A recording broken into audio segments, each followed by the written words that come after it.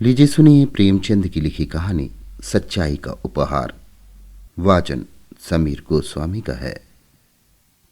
तहसीली मदरसा बरांव के प्रथमाध्यापक मुंशी भवानी सहाय को बागवानी का कुछ व्यसन था। क्यारियों में भांति भांति के फूल और पत्तियां लगा रखी थी। दरवाजों पर लताएं चढ़ा दी थीं। इससे मदरसे की शोभा अधिक हो गई थी। वो मिडिल कक्षा के लड़कों से भी अपने बगीचों के सींचने और साफ करने में मदद लिया करते थे। अधिकांश लड़के इस काम को रुचिपूर्वक करते। इससे उनका मनोरंजन होता था, किंतु दर्जे में 4-5 लड़के जमींदारों के थे। उनमें ऐसी दुर्जनता थी कि ये मनोरंजक कार्य भी उन्हें बेगार प्रतीत होता। उन्होंने बाल्यकाल से आलस्य में जीवन व्यतीत किया था। अमीरी का झूठा अभिमान दिल में भरा हुआ था। वो हाथ से कोई काम करना निंदा की बात समझते थे। उन्हें इस बगीचे से घृणा थी।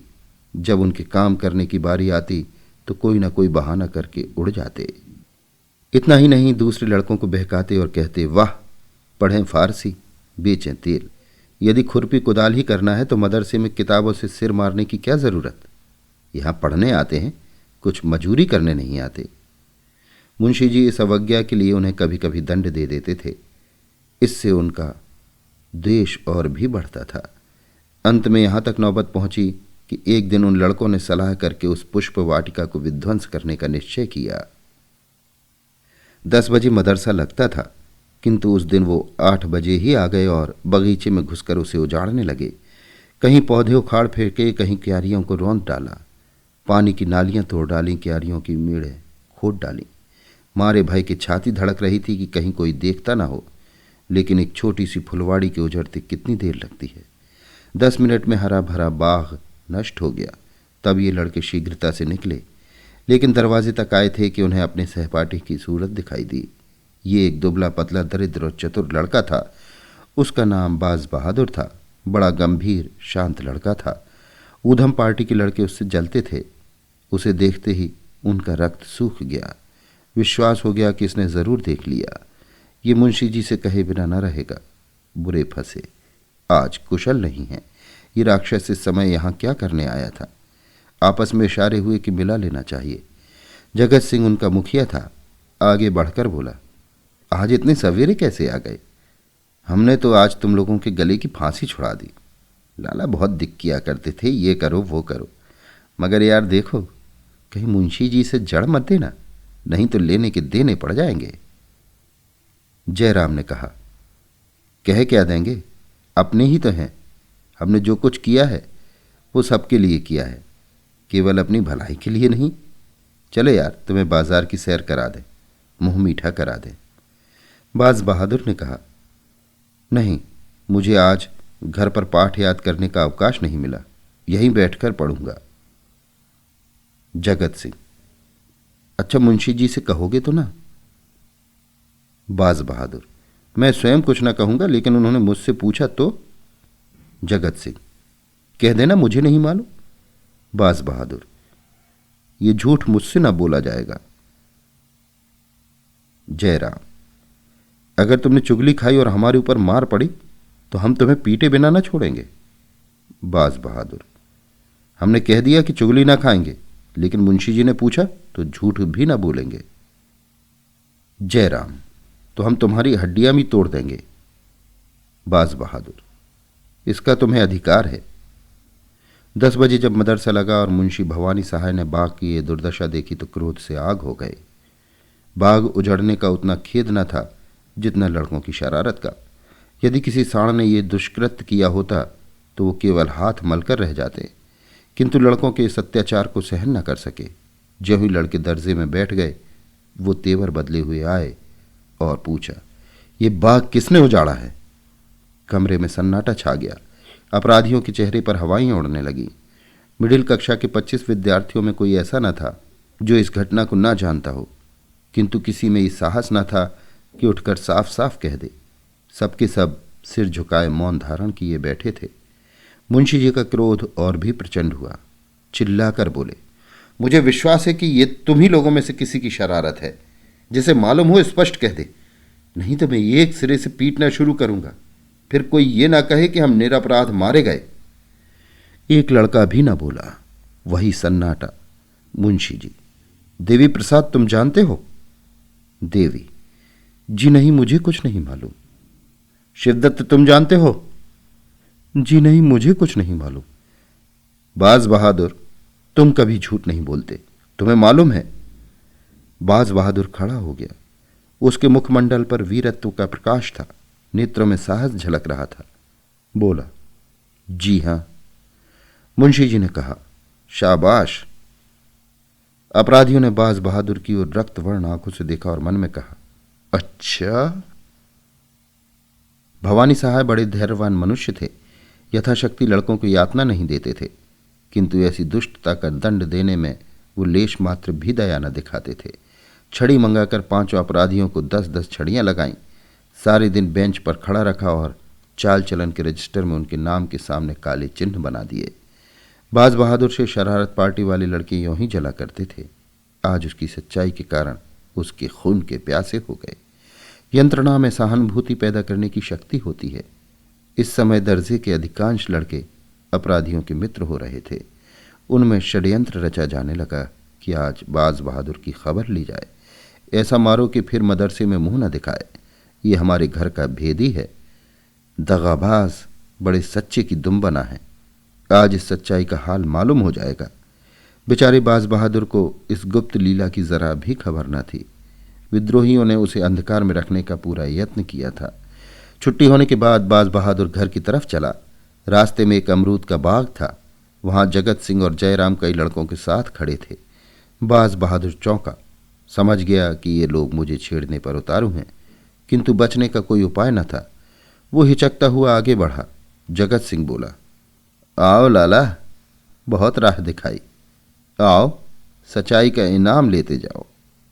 बाज बहादुर, रास्ते से हट जाओ, मुझे जाने दो। जयराम, जरा सच्चाई का मजा तो चखते जाइए।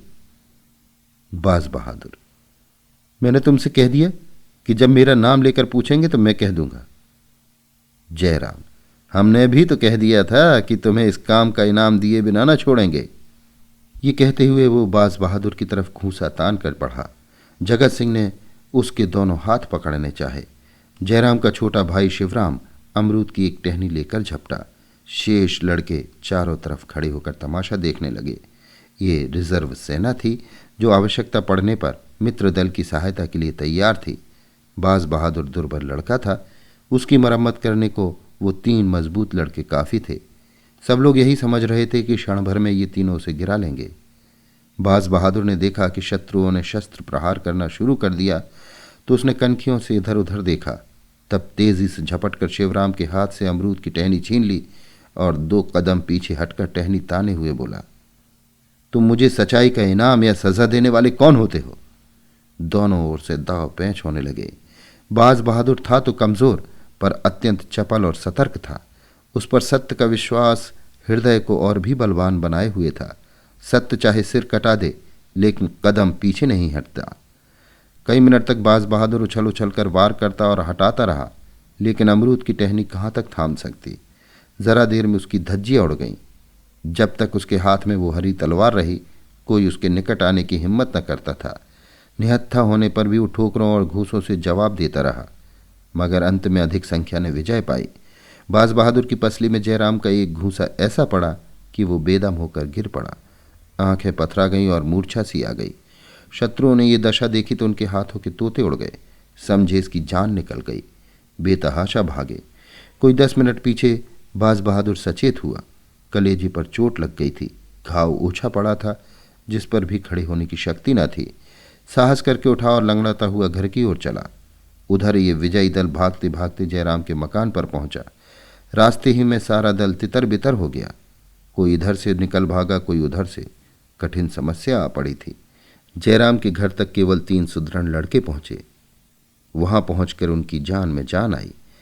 जयराम, कहीं मर ना गया हो, मेरा घूंसा खूब बैठ गया था। जगत सिंह, तुम्हें पसली में नहीं मारना चाहिए था, अगर तिल्ली फट गई होगी तो ना बचेगा। जयराम, यार मैंने जान के थोड़े ही मारा था, संयोग ही था। अब बताओ क्या किया जाए। जगत सिंह, करना क्या है, चुपचाप बैठे रहो। जयराम, कहीं मैं अकेला तो ना फंसूंगा। जगत सिंह, अकेले कौन फंसेगा, सबके सब साथ चलेंगे। जयराम, अगर बाज बहादुर मरा नहीं है तो उठकर सीधे मुंशी जी के पास जाएगा। जगत सिंह, और मुंशी जी कल हम लोगों की खाल अवश्य उधेड़ेंगे। जयराम, इसलिए मेरा सलाह है कि कल मदरसे जाओ ही नहीं, नाम कटा के दूसरी जगह चले चलें, नहीं तो बीमारी का बहाना करके बैठे रहें। महीने 2 महीने बाद जब मामला ठंडा पड़ जाएगा तो देखा जाएगा। शिवराम, और जो परीक्षा होने वाली है? जयराम, ओह, इसका तो ख्याल ही न था, 1 ही महीना तो और रह गया है। जगत सिंह, तुम्हें अब की जरूर वजीफा मिलता। जयराम, हाँ, मैंने बहुत परिश्रम किया था। तो फिर? जगत सिंह, कुछ नहीं, तरक्की तो हो ही जाएगी, वजीफे से हाथ धोना पड़ेगा। जयराम, बाज बहादुर के हाथ लग जाएगा। जगत सिंह, बहुत अच्छा होगा, बेचारे ने मार भी तो खाई है।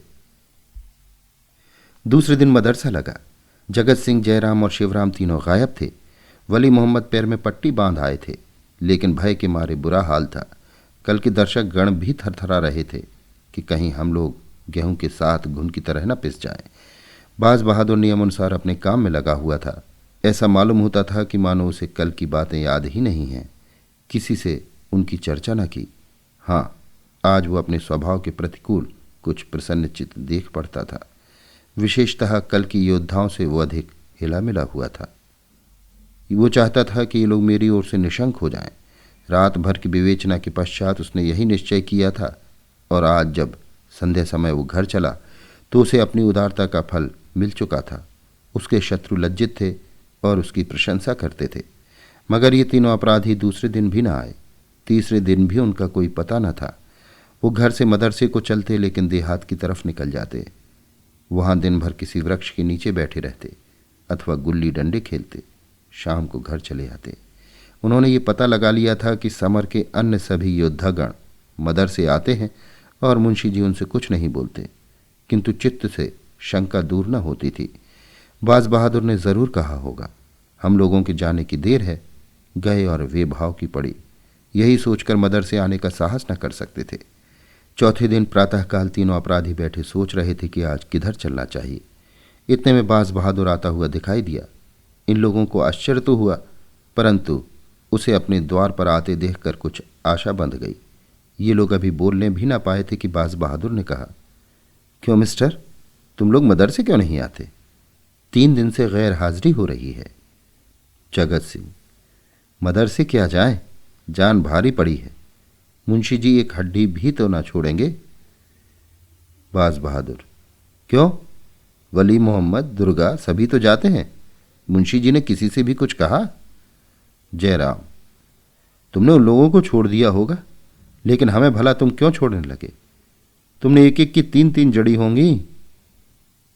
बाज बहादुर, आज मदरसे चलकर इसकी परीक्षा ही कर लो। जगत सिंह, ये झांसे रहने दीजिए, हमें पिटवाने की चाल है। बाज बहादुर, तुम्हें कहीं भागा तो नहीं जाता? उस दिन सच्चाई की सजा दी थी, आज झूठ का इनाम देना। जयराम, सच कहते हो? तुमने शिकायत नहीं की? बाज बहादुर, शिकायत की कौन बात थी? तुमने मुझे मारा, मैंने तुम्हें मारा। अगर तुम्हारा घूंसा न पड़ता तो मैं तुम लोगों को रण क्षेत्र से भगाकर दम लेता। आपस के झगड़ों की शिकायत करना मेरी आदत नहीं है। जगत सिंह, चलूं तो यार, लेकिन विश्वास नहीं आता। तुम हमें झांसे दे रहे हो, कचूमर निकलवा दोगे। बाज बहादुर, तुम जानते हो झूठ बोलने की मेरी बान नहीं है। ये शब्द बाज बहादुर ने ऐसी विश्वासोत्पादक रीत से कहे कि उन लोगों का भ्रम दूर हो गया। बाज बहादुर के चले जाने के पश्चात तीनों देर तक उसकी बातों की विवेचना करते रहे। अंत में यही निश्चय हुआ कि आज चलना चाहिए। ठीक 10 बजे तीनों मित्र मदरसे पहुंच गए, किंतु चित्त में आशंकित थे। चेहरे का रंग उड़ा हुआ था। मुंशी जी कमरे में आए लड़कों ने खड़े होकर उनका स्वागत किया। उन्होंने तीनों की ओर तीव्र दृष्टि से देखकर केवल इतना कहा, तुम लोग 3 दिन से गैर हाजिर हो। देखो, दर्जे में जो इम्तहानी सवाल हुए हैं उन्हें नकल कर लो। फिर पढ़ाने में मग्न हो गए। जब पानी पीने की लड़कों को आध घंटे का अवकाश मिला तो तीनों मित्र और उनके सहयोगी जमा होकर बातें करने लगे। जयराम, हम तो जान पर खेलकर मदरसे आए थे, मगर बास बहादुर है बात का धनी।